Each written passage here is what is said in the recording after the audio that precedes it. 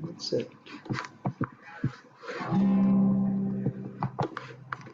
The chair's empty today. Yeah. Live in hope. So we're going to have a look at the book of Nehemiah. Now, Nehemiah's contemporaries were Ezra and Zerubbabel, who are both mentioned in the book of Ezra, and Esther.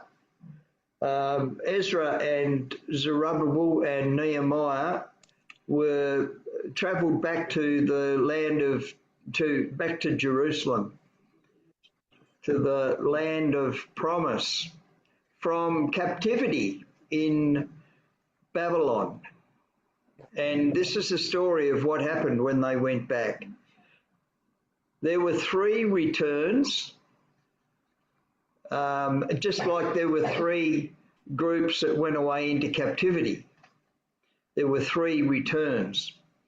I was going to put it on the whiteboard actually, but maybe I'll just, if you can, there's a, We haven't got a chapter. I can hold it. it's a bit hard to actually, Right.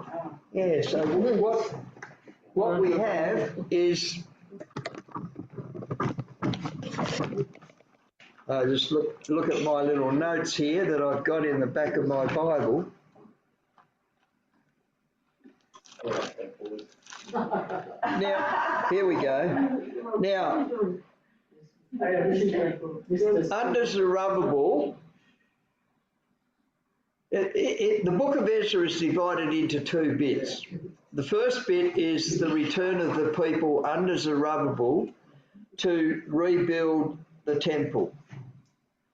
The second part of the book of Ezra is Ezra himself returning 80 years later.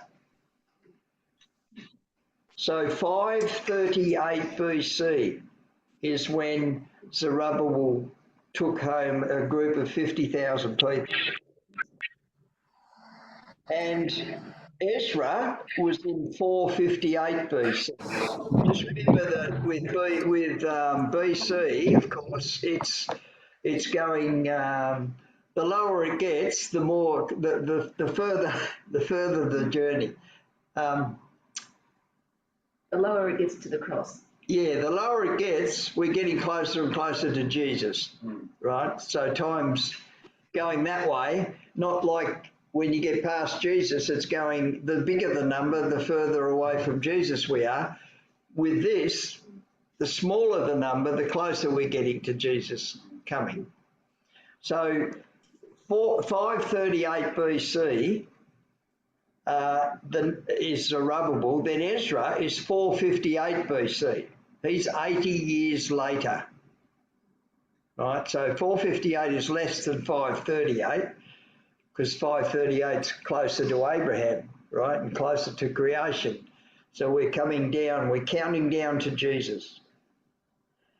When we get to Nehemiah, and Ezra went back to rebuild the people, not the building, but the people. He introduced a lot of reforms and he taught the people.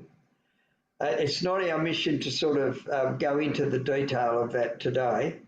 But Nehemiah was in 445 BC, which is only 13 years after Ezra returned. So Ezra and Nehemiah are sort of contemporaries. You know, they're together. So I'll put that up here on the whiteboard, right? So 538, right? And then we've got 458. And then we've got 445. Now, what's very significant about 445 when Nehemiah went back is that is the countdown for the 70 weeks of Daniel.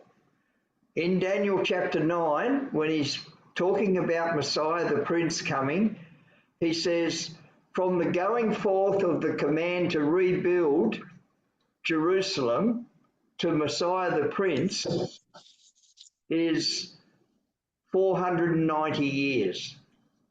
477s, right?